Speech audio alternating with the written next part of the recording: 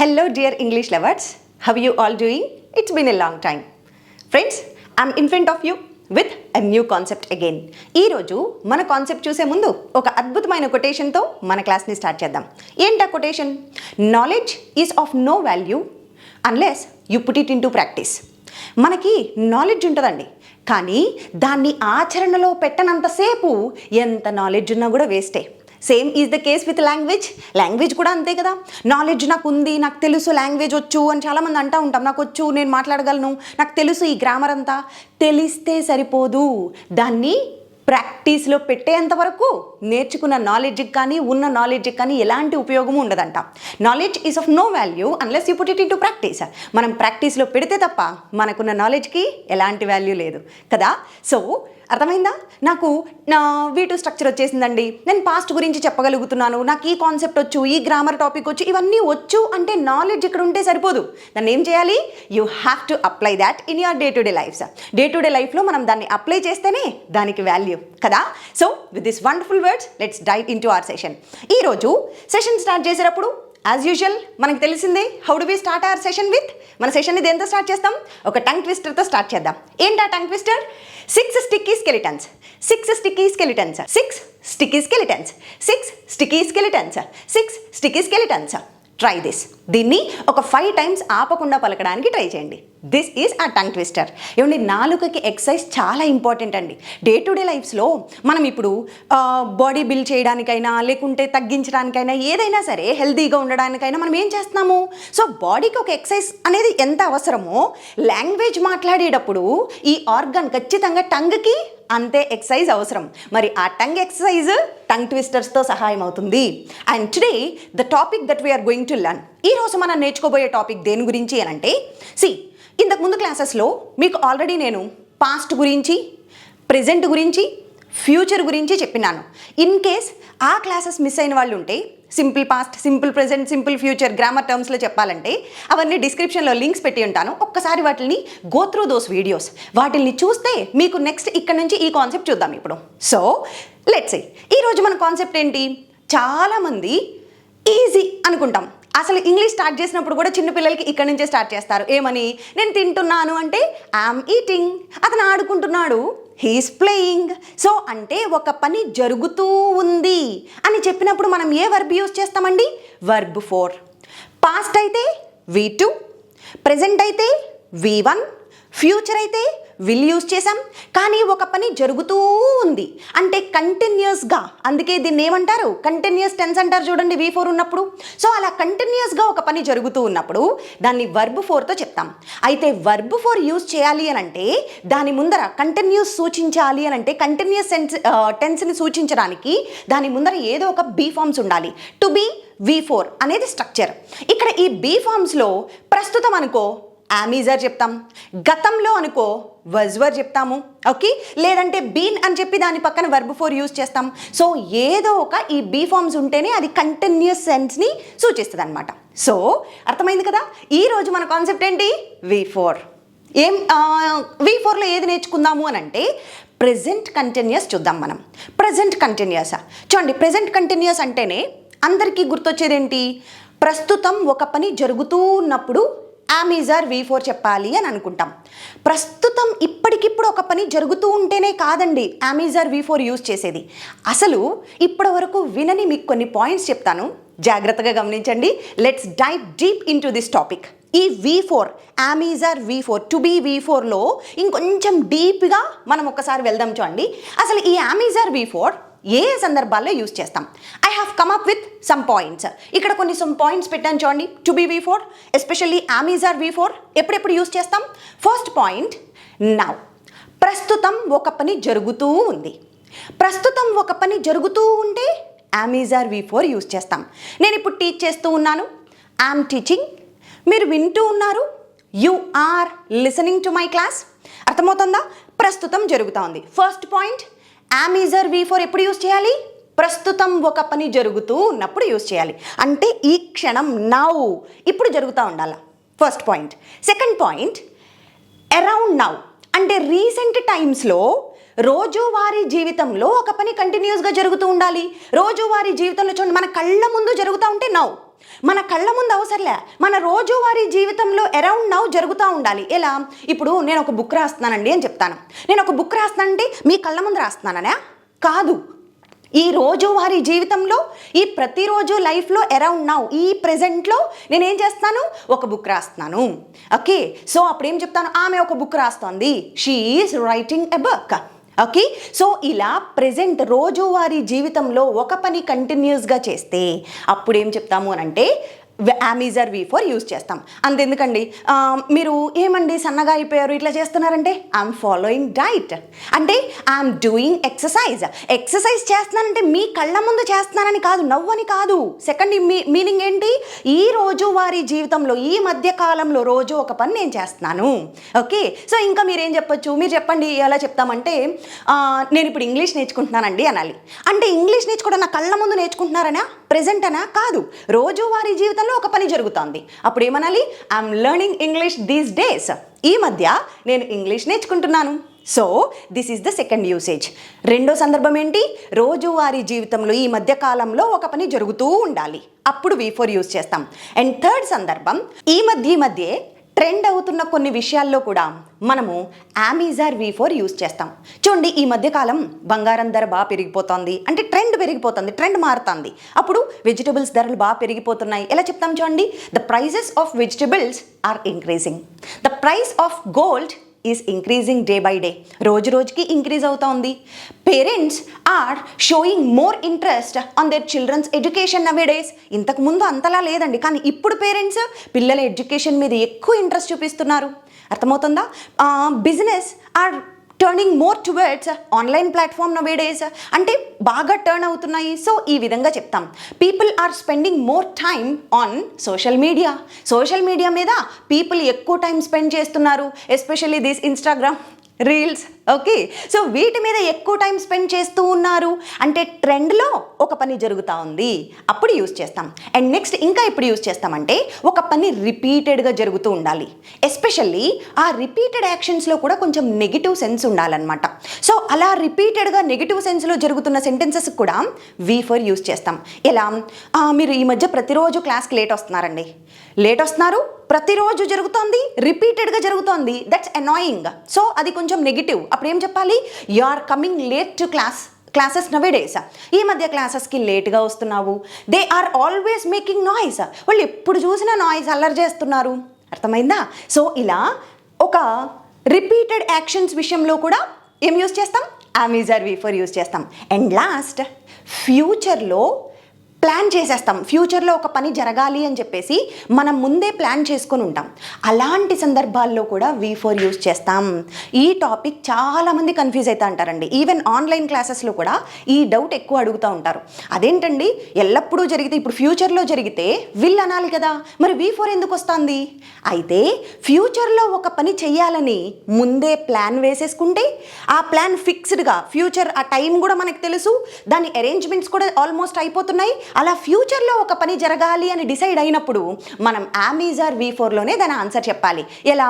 నేను రేపు ఫంక్షన్కి వస్తున్నాను. ఇప్పుడు మీరు ఫోన్ చేసి నన్ను ఫంక్షన్కి ఇన్వైట్ చేశారు. ఇప్పుడు నేను చెప్తున్నా వస్తాను నేను రేపు ఫంక్షన్కి, ప్లాన్ వేసేసుకున్నాను, అరేంజ్మెంట్స్ చేసుకున్నా, ఫిక్స్ అయిపోయా. అప్పుడు ఏమంటాను? Yes, I'm coming to function tomorrow. Okay, రేపు ఫంక్షన్కి వస్తున్నాను. ఎస్, ఆమె she is flying to Canada next week. ఆమె నెక్స్ట్ వీక్ కెనడాకి ఫ్లై అయిపోతుంది, అంటే ఫ్లై అవ్వాలని ముందే ప్లాన్ అయిపోయింది. ఓకే, అరేంజ్మెంట్స్ అయిపోయాయి. ఇలాంటి సందర్భాల్లో ఫ్యూచర్ ప్లాన్డ్ యాక్టివిటీస్కి ఎందులో చెప్పాలి? యామ్ ఈజ్ ఆర్ V4లో చెప్పాలి. ఏమండి, ఐఎమ్ ప్రిటీ ష్యూర్ V4 అంటే మనందరికీ ఇప్పటివరకు ఏం తెలుసు?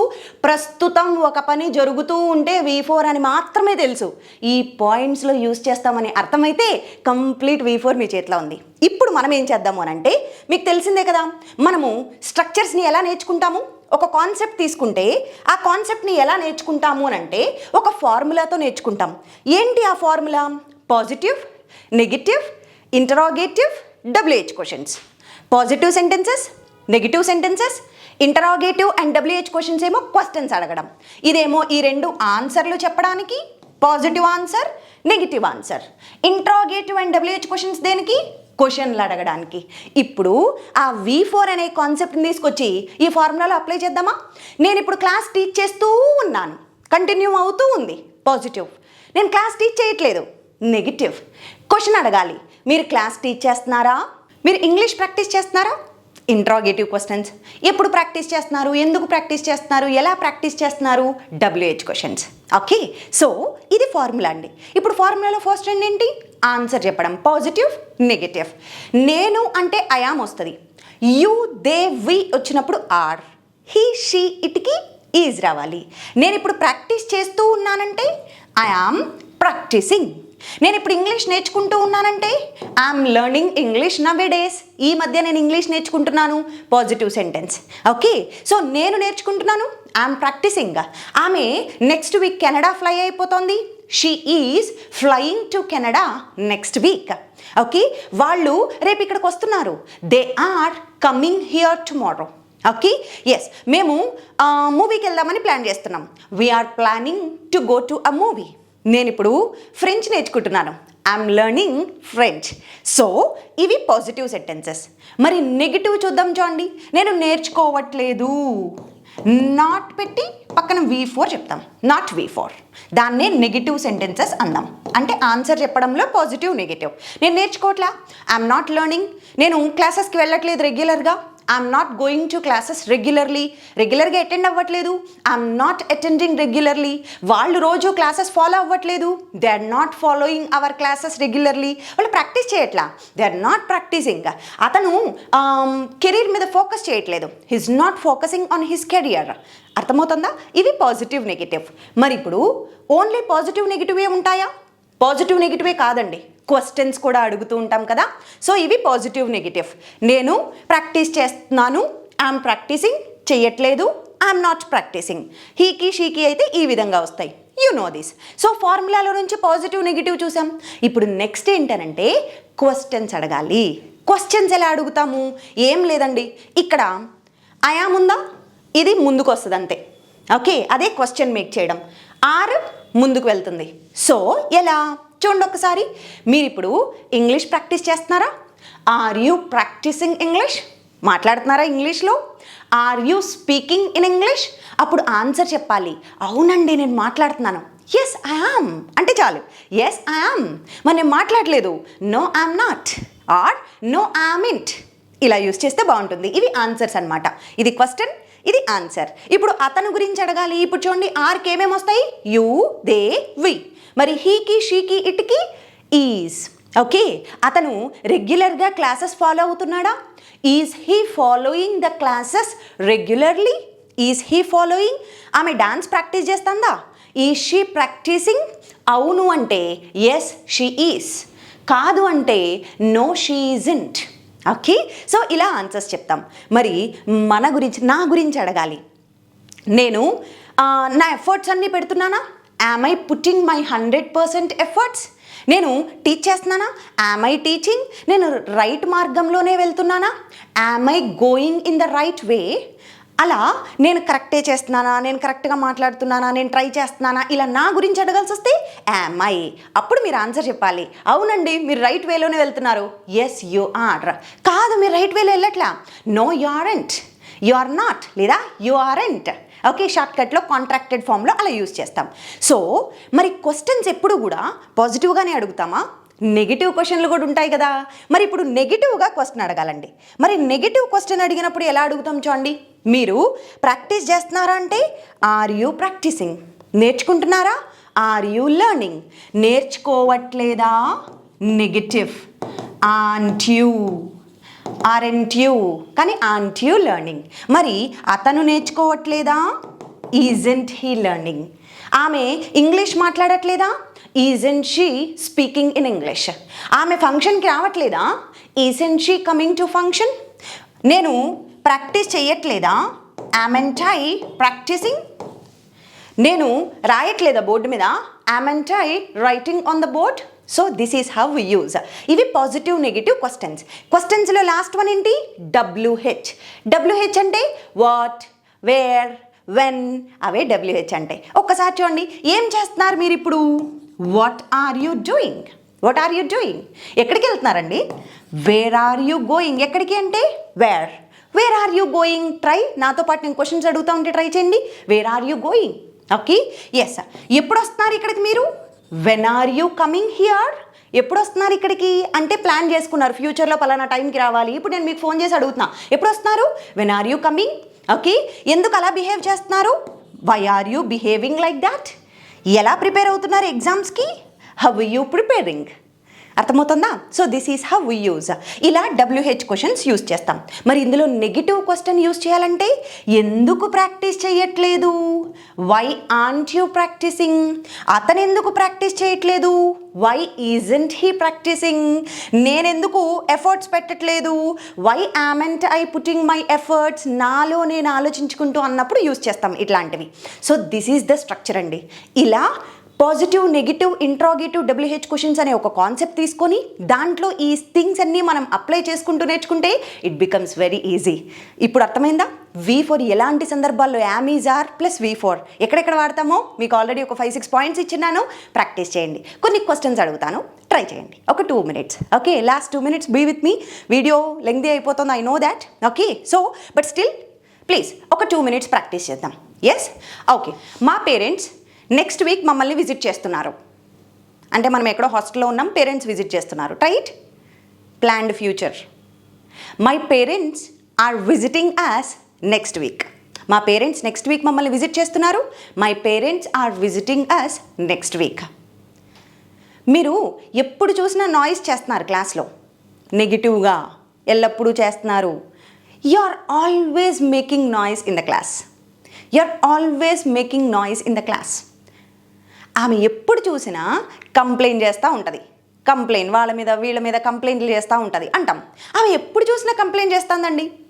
She is always complaining. She's always complaining. ఎప్పుడు చూసినా కంప్లైంట్ చేస్తున్నా అంటే ఇట్లా నెగిటివ్గా చెప్పినప్పుడు ఎక్కువ వస్తుంది ఇట్లాంటివి. ఓకే, ఎప్పుడు వస్తున్నారు ఇక్కడికి మీరు? ట్రై. ఎప్పుడు వస్తున్నారు? When are you coming here? ఎప్పుడు వెళ్ళిపోతున్నారు? When are you leaving? ఎలా ప్రాక్టీస్ చేస్తున్నారు? How are you practising? అతను ఎలా చేస్తున్నాడు work? How is he doing the work? ఏం చదువుతున్నారు మీరు? What are you studying? ఎక్కడ నివసిస్తున్నారు?